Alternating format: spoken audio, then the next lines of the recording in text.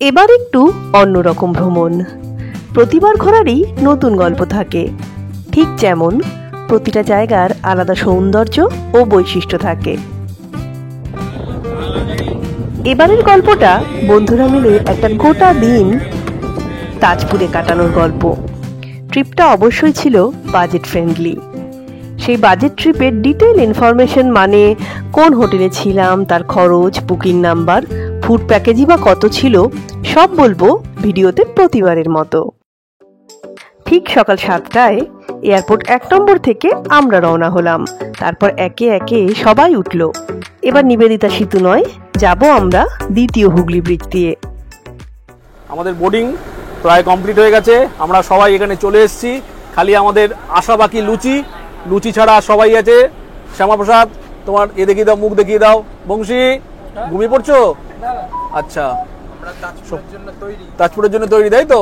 আমাদের সিইও পেছনে বসে আছে, সৌমি আছে, সৈনী আছে, পলাশ আছে, শেখর আছে, অর্ঘ্য পেছনে আছে। আমরা এখন এগিয়ে চলেছি সোজা অঙ্কুরহাটির দিকে। অঙ্কুরহাটি থেকে আমাদের লুচি উঠবে। লুচি না উঠলে আমাদের ব্রেকফাস্ট হবে না। অঙ্কুরহাটির একটা দোকান থেকে সবার জন্য গরম গরম ব্রেকফাস্ট নিয়ে উঠল পলাশ। কচুরি, ঝালঝাল আলুর দম ও পান্তুয়া দিয়ে গাড়িতেই ব্রেকফাস্ট সেরে আমরা আবার এগিয়ে চললাম। মাঝে শেরি বেঙ্গলে নিয়েছিলাম ছোট্ট একটা ব্রেক। এখানে চা, লস্যিতে গলা ভিজিয়ে ওয়াশরুম ঘুরে আবারও চলা শুরু।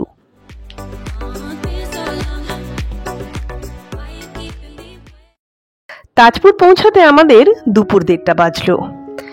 এখন দীঘার রাস্তায় এত গাড়ির সংখ্যা বেড়ে গেছে যে খুব জ্যাম হয়, আর উইকেন্ড হলে তো কথাই নেই। তাই কিন্তু এখন অনেকটাই সময় বেশি লাগছে। এবারে তাজপুরে আমাদের রিসর্ট নীল নির্জনে। আমাদের ট্রিপটা এবার একেবারে লাক্সারিয়াস নয়, গ্রুপ ট্রিপ এবং বাজেট ফ্রেন্ডলি। আমরা এখন রিসেপশনের দিকে একটু একটু করে এগোচ্ছি। চেকিং এর সময় সবাইকে এখানে গভর্নমেন্ট আইডি প্রুফ দেখাতে হবে। চলে এলো আমাদের ওয়েলকাম ড্রিঙ্ক। যতই অরেঞ্জ জুস খাই না কেন, দীঘা, তাজপুর বা মন্দারমণি মানেই ডাব আর ডাব। রুম পেয়ে গেছি, এবার রুমের দিকে যাই চলুন। আমাদের রুমটার সামনে ছোট্ট একটা ব্যালকনি, গার্ডেন ভিউ। এটা ডবল বেড এসি রুম। খুব লাক্সারি না হলেও পরিষ্কার পরিচ্ছন্ন একটা ঠিকঠাক রুম, যেখানে বসার চেয়ার, টেবিল, যথেষ্ট বড় বেড, এসি, আলমারি, টিভি, একটা বড় আয়না, অ্যাটাচ বাথরুম সবই আছে। এই ডবল বেড এসি রুমটার ভাড়া 1750 টাকা। রুমে লাগেজ রেখেই চলে যাব সমুদ্রের ধারে। রিসর্ট থেকে বেরোলেই অ্যারো দিয়ে 2 নম্বর সমুদ্র সৈকতে যাওয়ার পথ দেখানো আছে। সবাই সমুদ্র দেখার আনন্দে আমরা এগিয়ে চলেছি। 2 মিনিট হাঁটলেই দিগন্ত বিস্তৃত সমুদ্র। যতবারই আসি না কেন কখনো পুরনো হয় না, বারবার আসতে ইচ্ছা করে। আর তাজপুর মানেই এই শ্যাকগুলো, গল্প, আড্ডা, গান, খাওয়া দাওয়া, বন্ধু ও সামনে সমুদ্র। এক দুর্দান্ত কম্বিনেশন, কি বলুন?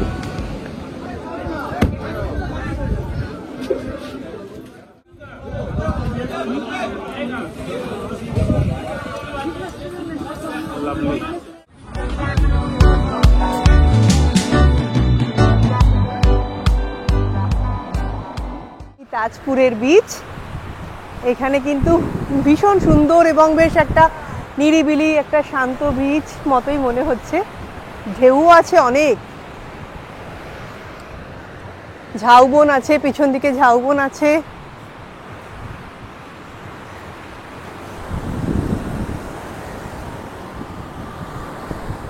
জায়গাটা নিরিবিলি বলে কিন্তু সমুদ্রের গর্জনটা বেশ ভালো রকম শোনা যাচ্ছে।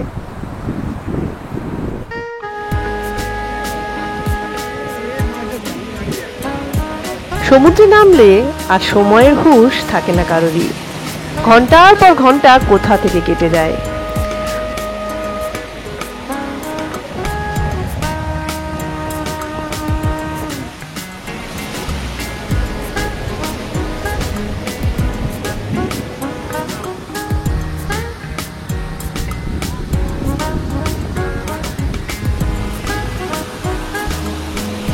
কোথা দিয়ে সময় পেরিয়ে দুপুর গড়িয়ে প্রায় বিকেলের দিকে যখন আমরা লাঞ্চ করতে রিসর্টে এলাম।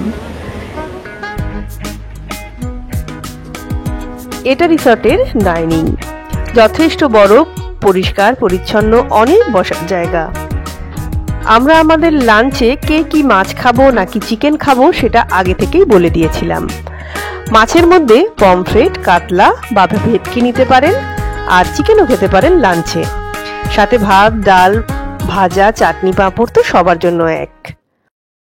এই রিসর্টেরই একটা 4 বেডরুমও আপনাদের ঘুরিয়ে দিই চলুন। আমাদের গ্রুপেরই বেশ কয়েকজন এই ঘরটায় আছে। ঘরে এসি, পাখা, বসার জায়গা, টিভি, আলমারি, পরিচ্ছন্ন অ্যাটাচ বাথরুম থেকে সবই আছে। আর এই 4 বেড এসি রুমটার ভাড়া 2200 টাকা। রুম ছাড়া ফুড প্যাকেজ আলাদা নিতে হয়েছে। আমাদের ফুড প্যাকেজ ছিল 800 টাকা পার হেড, যার মধ্যে লাঞ্চ, ইভিনিং স্ন্যাক্স, টি, ডিনার, পরের দিন সকালে ব্রেকফাস্ট ধরা ছিল।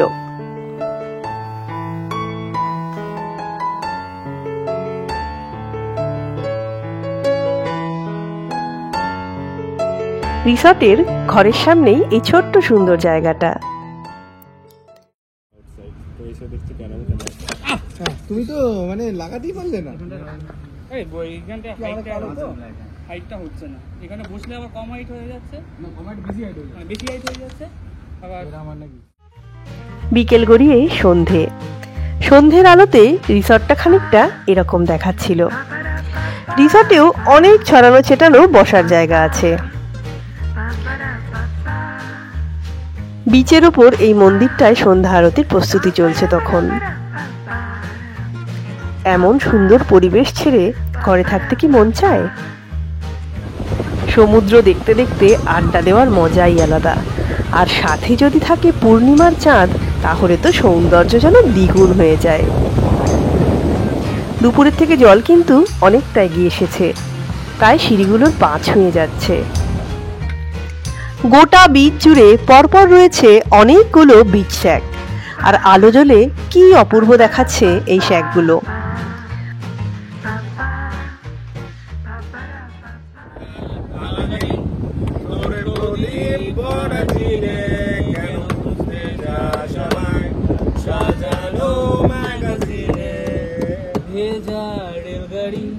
হয়তো সবুজ ছুঁয়ে ফেলে আর সারাটা মন ভীষণ খামকে আলে চলে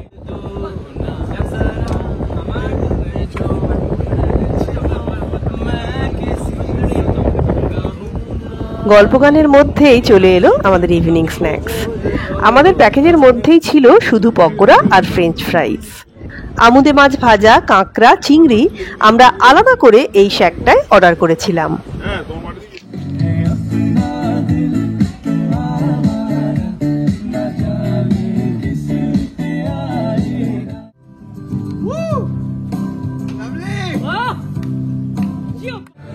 প্যাকেজে আপনারা ডিনারে ফ্রাইড রাইস, চিলি চিকেন বা ভাত খাসির মাংস খেতে পারেন। হাসি মজায়, গল্প, গান বাজনা, খাওয়া দাওয়ায় একটা দিন হুশ করে কেটে গেল।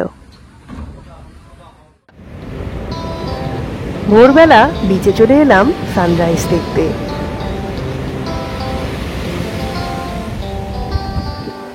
আর সানরাইজ দেখে চলে গেলাম একটু হেঁটে পাশের বিচটায়, যেটা সমুদ্র সৈকত 1 বলে চিহ্নিত করা আছে।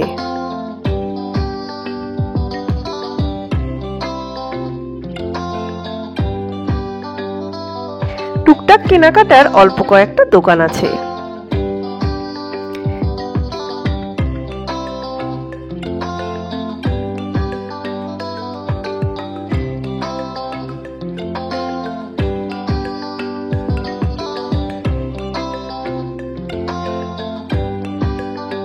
এই বিচটা দেখতে অনেকটাই শঙ্করপুর বিচের মতো। যারা শঙ্করপুর বিচ গেছেন তারা নিশ্চয়ই আমার সাথে একমত হবেন। মনটা ক্রমশ খারাপ হয়ে যাচ্ছে। এই সুন্দর জায়গাটা ছেড়ে এবার আমাদের ফিরতে হবে।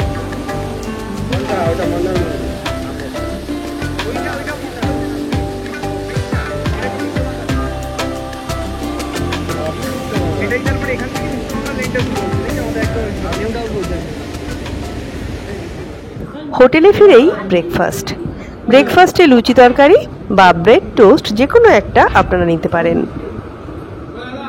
গ্রুপ ট্যুর যখন, তখন একটা গ্রুপ ছবি তো তুলতেই হয়। বেলা 11:30 নাগাদ আমরা চেক আউট করলাম তাজপুর থেকে।